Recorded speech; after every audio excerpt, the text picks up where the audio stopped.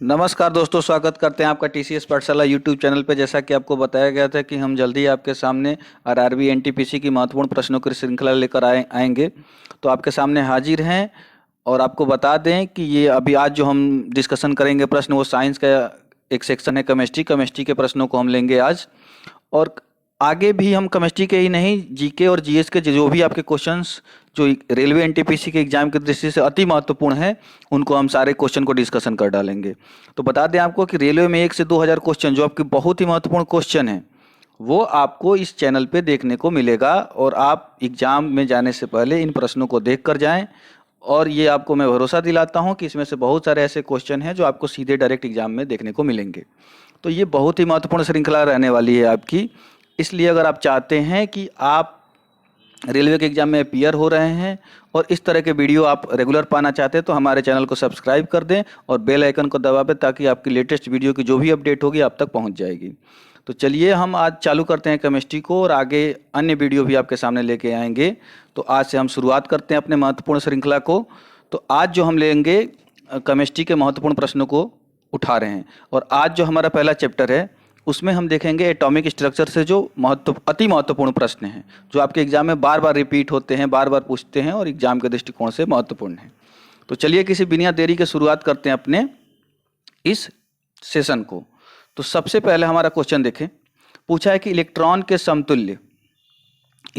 समतुल्य प्रति द्रव्य कणों को क्या कहा जाता है। तो जैसा आपको पता होगा कि हम 3 फंडामेंटल पार्टिकल को जानते हैं, इलेक्ट्रॉन, प्रोटॉन और न्यूट्रॉन।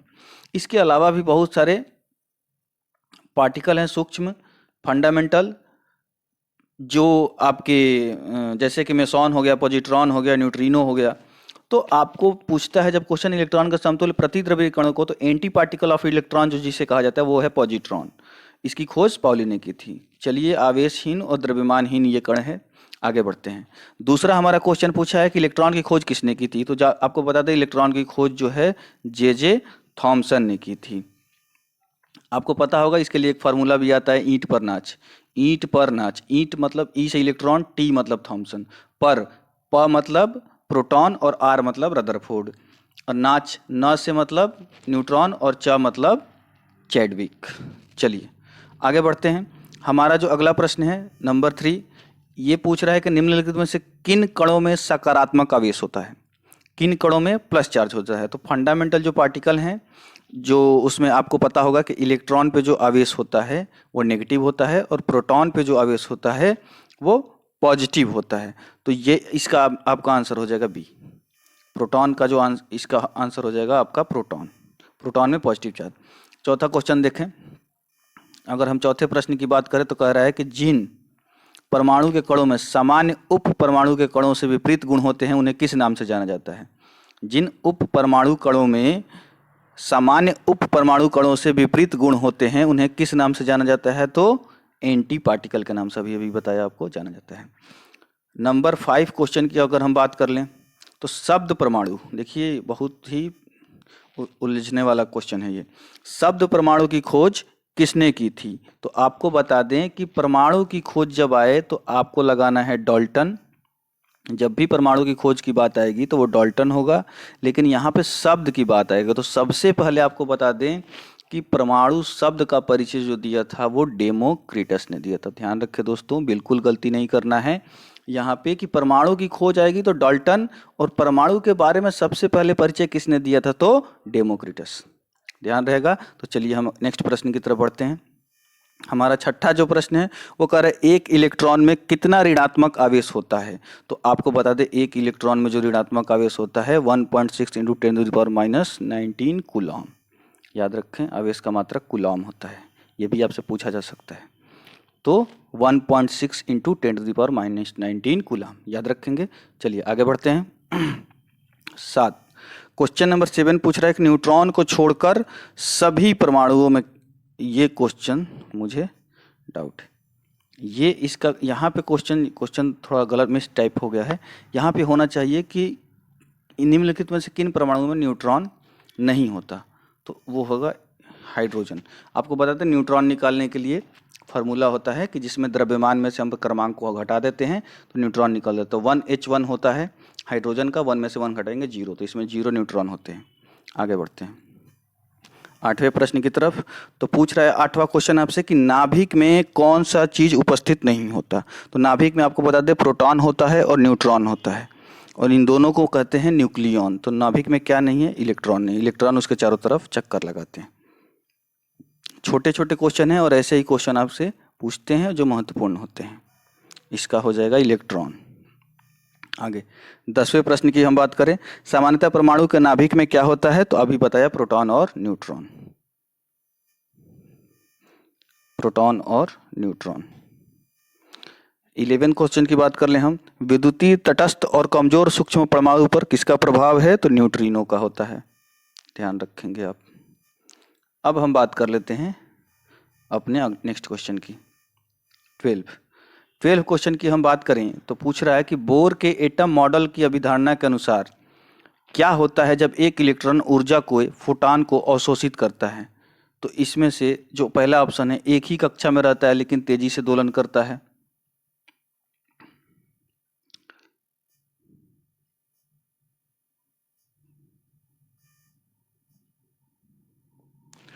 आगे बढ़ते हैं। देखिए, बोर के एटम मॉडल के तहत एक ही कक्षा में रहता है लेकिन तेजी से दोलन करता है। दूसरा क्वेश्चन, यह प्रकाश ऊर्जा का उत्सर्जन करता है या भीतरी कक्षा में जाता है, इनमें से कोई नहीं।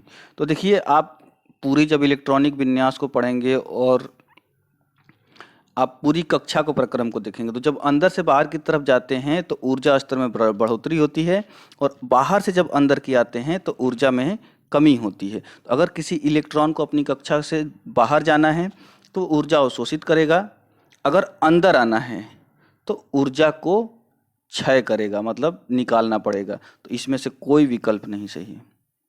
आगे बढ़ते हैं। रदरफोर्ड के अल्फा कणों को प्रकीर्णन के प्रयोग को परिणाम स्वरूप किसकी खोज हुई? तो आपको बता दें, रदरफोर्ड ने जो प्रयोग किया था वो स्वर्ण की परत पे अल्फा कणों की बमबारी की थी, और उन्होंने इस खोज से निकाला था कि परमाणु के अंदर नाभिक है। इससे पहले डाल्टन ने जो बताया था परमाणु के बारे में, उन्होंने कहा था कि परमाणु अविभाज्य है, इसका कोई खंडन नहीं हो सकता। लेकिन बाद में रदरफोर्ड ने अपने खोज में यह निष्कर्ष निकाला कि नहीं, परमाणु विभाज्य है और उसमें खाली स्थान है, उसके बीच नाभिक है, नाभिक में प्रोटॉन और न्यूट्रॉन होते हैं। तो नाभिक की खोज जब भी आएगा तो रदरफोर्ड आप टिक करेंगे। चलें आगे बढ़ते हैं अपने नेक्स्ट क्वेश्चन की तरफ। हमारा जो अगला प्रश्न है, परमाणु का नाभिक मॉडल पहली बार किसके द्वारा दिया गया? तो सीधी सी बात है, रदरफोर्ड। क्या हो जाएगा? रदरफोर्ड। अगला क्वेश्चन देखें 15, एम कक्षा में शामिल हो सकने वाले इलेक्ट्रॉनों की अधिकतम संख्या कितनी होती है? तो देखें, आप दोस्तों बता दें कि नाभिक के बाहर जो इलेक्ट्रॉन जिसका चक्कर लगाता है जहां, उसको कहते हैं कक्षा। कक्षा हमारी जो शुरू होती है KLMNOPQ, और इसमें कितने इलेक्ट्रॉन भरेंगे इसको बताया था बोर और ब्यूरी ने, और इसके लिए उन्होंने जो फार्मूला दिया था 2n², यानी कक्षा की अगर पहली कक्षा है तो n का मान 1 होगा, अगर दूसरी कक्षा है तो n का मान 2 होगा, तीसरी कक्षा है तो n का मान 3 होगा। तो देखिए, k से शुरू होती है तो पहली कक्षा k है, दूसरी कक्षा l है और तीसरी कक्षा m है। तो तीसरी कक्षा के लिए n का मान हो जाएगा 3, और 3 का स्क्वायर करेंगे 9, और 9 में 2 से गुणा करेंगे 18, तो इसका आंसर हो जाएगा 18। ध्यान रहेगा। आगे बढ़ते हैं। देखिए, नेक्स्ट इसी पे क्वेश्चन पूछा है कि n कोष में अधिकतम कितने इलेक्ट्रॉन होंगे? तो देखिए, n का है KLMN, यानी चौथी कक्षा, और चौथी कक्षा के लिए n का मान 4, तो 4 का स्क्वायर 16, और 16 में 2 से गुणा करेंगे तो इसका हो जाएगा आंसर 32। आगे बढ़ते हैं। पूछा है कि फिर से वही तीसरी कक्षा को किस रूप में निरूपित किया गया है? तो KLM, तो तीसरी कक्षा आपकी क्या है? M है। आगे बढ़ते हैं। तीसरे सेल में इलेक्ट्रॉनों की अधिकतम संख्या क्या होती है? तो तीसरी कक्षा के लिए बता चुका हूं कि 3 का स्क्वायर करेंगे 9, 9 में 2 से मल्टीप्लाई करेंगे 18। आगे बढ़ते हैं। 19 नंबर क्वेश्चन को देखते हैं। दोस्तों, हम बता दें आपको कि 19 नंबर क्वेश्चन पूछ रहा है कि न्यूट्रॉन के अलावा सभी परमाणुओं के नाभिक में मौजूद होता है। न्यूट्रॉन किसके अलावा? तो बताया अभी, न्यूट्रॉन किस में नहीं है? तो हाइड्रोजन में नहीं है, क्योंकि हाइड्रोजन का जो परमाणु क्रमांक है 1 होता है, और हाइड्रोजन का परमाणु भार 1 होता है। भार में से क्रमांक को घटाने पे न्यूट्रॉन निकलता है, और हाइड्रोजन में कोई न्यूट्रॉन नहीं होता। आगे बढ़ते हैं। 20वें नंबर क्वेश्चन की बात करें तो कौन सा परमाणु का उप परमाणु कण नहीं है? तो इसको आप याद कर ले दोस्तों। कौन से परमाणु का उप परमाणु कर्ण नहीं है? तो जीनॉन, जीनॉन आपको याद होना चाहिए। आगे बढ़ें, अगले क्वेश्चन की चर्चा करें हम तो 21 नंबर जो क्वेश्चन कहता है कि एम सतह में समायोजित किए जा सकने वाले इलेक्ट्रॉनों की संख्या क्या है एम में। तो एम बताइए, के एल एम। तीसरी कक्षा है तो तीसरी कक्षा का स्क्वायर करेंगे 9 और 9 में 2 से गुणा करेंगे 18, 9 में 2 से गुणा करेंगे 18। अगला हम क्वेश्चन की बात करें तो पूछा है कि प्रोटॉन में धनात्मक आवेश कितना होता है। तो प्रोटॉन में धनात्मक आवेश जो होता है 1.6 इंटू 10⁻⁻19। देखिए इलेक्ट्रॉन और प्रोटॉन में आवेश बराबर होता है लेकिन विपरीत दिशा में होता है। विपरीत दिशा में होने का इलेक्ट्रॉन में हम माइनस के साथ लिखते हैं और प्रोटॉन में प्लस के साथ लिखते हैं। तो दोस्तों इस वीडियो में हम 10 मिनट में 22 क्वेश्चन को डिस्कशन किए हैं। नेक्स्ट 10 मिनट में फिर ऐसे ही 20 से 22 क्वेश्चन 25 क्वेश्चन का डिस्कशन करेंगे। तो ये 10 मिनट की वीडियो आपके लिए कैसी रही, कितनी कारगर रही?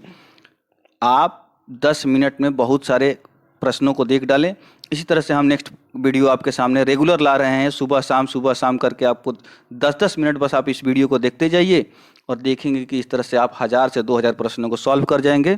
तो दोस्तों आप एग्ज़ाम में इस समय मन लगा के पढ़ें, 8 घंटे से बिल्कुल कम मत पढ़ें और पॉजिटिव होकर एग्ज़ाम दें। परिणाम का बिना सोचे आप लगे रहें, जुटे रहें, आप मेहनत दें, अपना 100% एफर्ट लगाएं। आपके एग्ज़ाम के लिए शुभकामनाएं। अगर आपको लगता है कि हमारे चैनल से जुड़ के आप अपनी तैयारी को आगे बढ़ा सकते हैं तो हमारे चैनल को सब्सक्राइब जरूर करें। धन्यवाद दोस्तों, शुभ रात्रि।